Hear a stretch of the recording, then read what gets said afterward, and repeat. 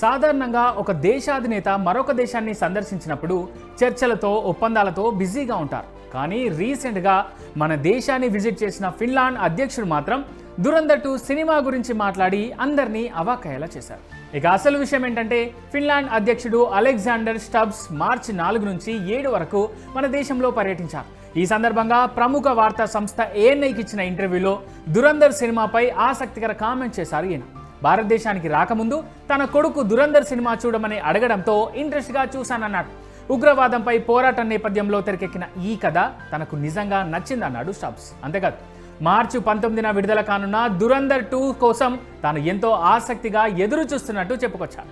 ఇక ఈ విషయం పక్కకు పెడితే రిలీజ్కు 11 రోజుల ముందే దురంధర్ 2 మూవీ రికార్డుల వేట మొదలుపెట్టింది. అడ్వాన్స్ బుకింగ్స్ మొదలైన తొలి రోజే 18 కోట్లకు పైగా వసూళ్లు సాధించి రేర్ రికార్డు సెట్ చేసింది. రణ్వీర్ సింగ్ హీరోగా ఆదిత్య దత్ దర్శకత్వంలో తెరకెక్కిన స్పై థ్రిల్లర్ మూవీ దురంధర్ 2 మార్చి 19న ఎన్నో అంచనాల మధ్య ప్రేక్షకుల ముందుకు రానుంది.